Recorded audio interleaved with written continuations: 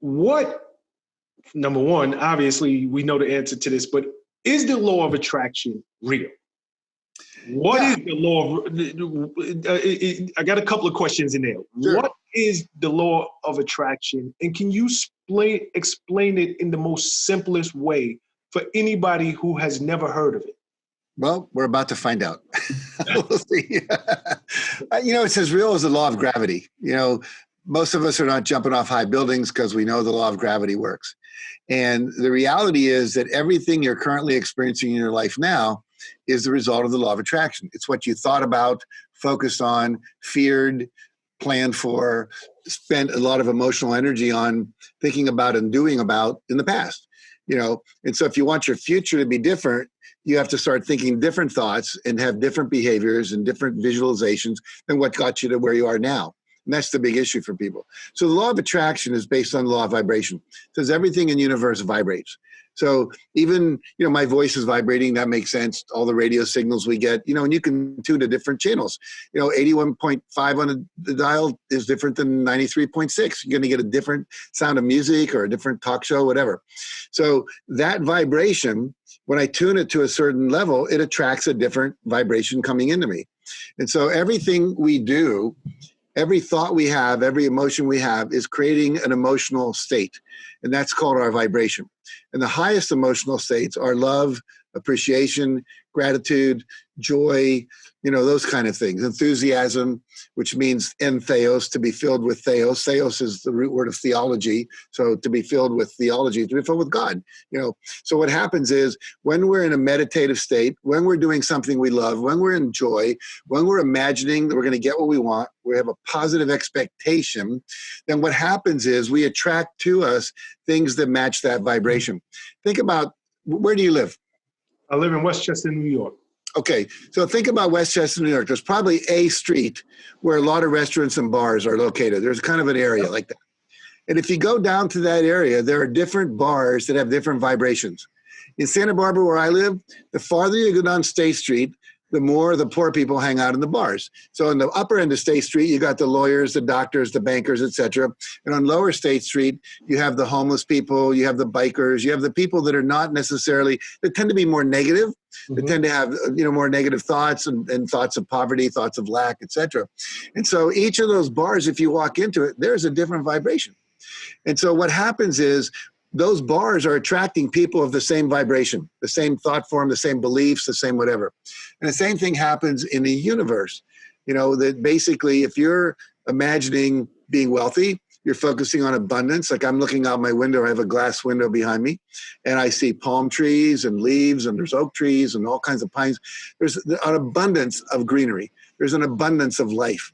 I have flowers. I have 40 trees on my property. I decided I'm going to count all the plants on my property sometime in a couple days. Because I said, I don't know how many there are. I've been focusing on abundance a lot this last week. Like, how abundant am I? I have 3,000 books. You can see a bunch of them behind me. Yep. So I live in a world of abundance, and I have abundant friends. I have abundant health. I have abundant, money, etc. So I learned, even when I didn't have as much as I have now, to focus on what I did have, not what I don't have. There's an exercise I do in my training sometimes, Sean, where I'll put up the numbers 1, 3, 5, 7, 9, 11, 13, 15, 17, somewhere. And I'll say, what's missing? And everyone goes, the even numbers are missing. And I go, no, nothing's missing. It's a row of numbers, 1, 3, 5, 7, 9, 11. But we're so focused on to focus on what's not there instead of focus on what is there. Joe Vitale, if you've never interviewed him, you should. He's one of the people that was in The Secret. And he talks about the idea that when he was really poor, he was living in one of those apartments in Texas, where there's one light coming out of a light bulb with nothing hanging on it, sleeping on a mattress with a couple sheets, and he had the plastic chairs and a plastic table. And he got a book from the library that was about the law of attraction. And it said, you're supposed to focus on what you have. And he said, what do I have? I got zip, And then he said, well, I do have a notebook. I have this book. I have a pencil. With this pencil, I could write my goals.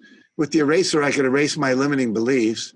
And he wrote a list of goals for the first time in his life and focused on what he did have instead of what he didn't have. He had health. He had the ability to go out. He was young. He knew people. So focus on what you have.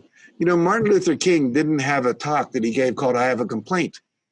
His dream, he was called I Have a Dream. So he knew there's a lot he could have complained about. I mean, a lot. You know, they're trying to burn his church, trying to kill him, which they eventually did, you know, but he focused on the dream that all boys and girls will be judged by the quality of their character, not the color of their skin. Now, have we achieved all that? Hell no. The summer's events prove that.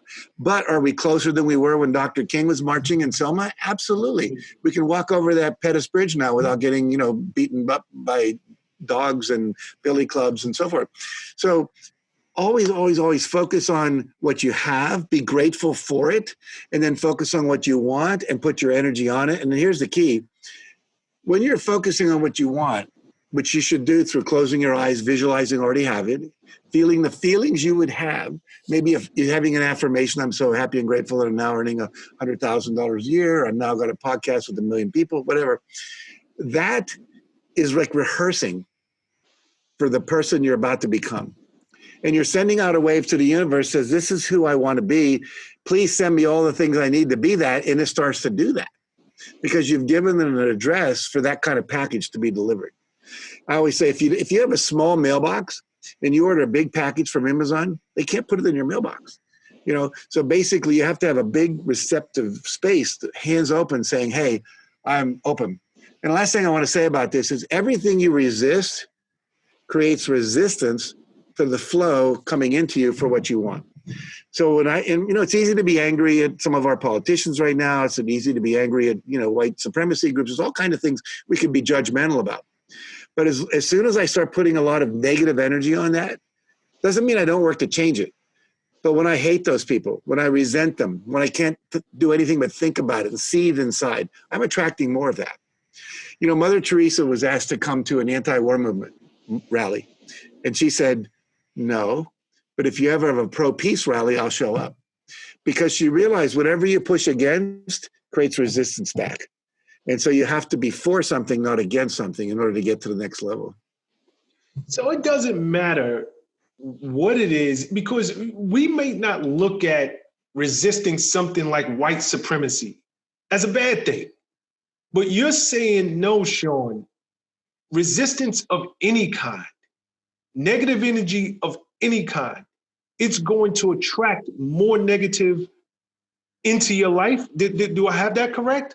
Yeah, no, think about it. Let's say there's a white supremacy march, and you go out there and you start yelling stuff at them. What do? Yell back. And if you get too close to them, what do? Probably shoot you.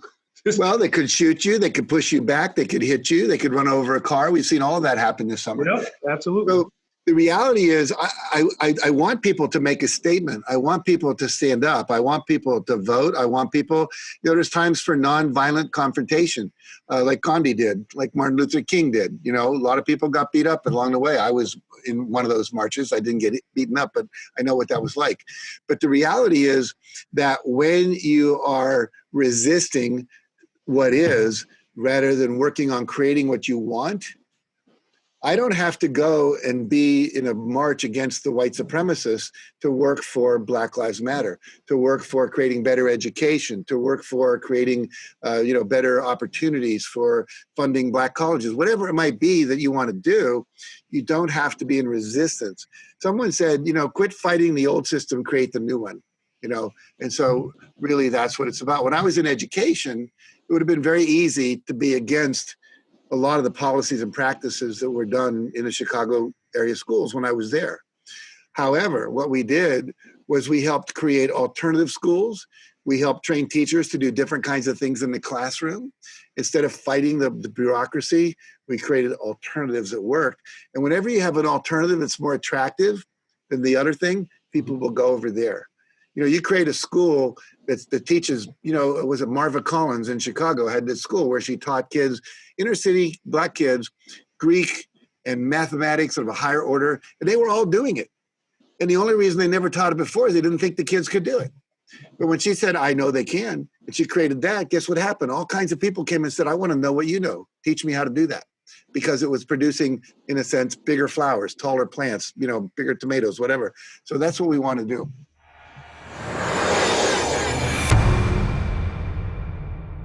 What's up, guys? Thanks for sticking with me to the end of the video. Truly appreciate you. If you like anything you heard here today, go ahead and hit that subscribe button. And if you know anybody that can benefit from this message, feel free to share. Peace and love.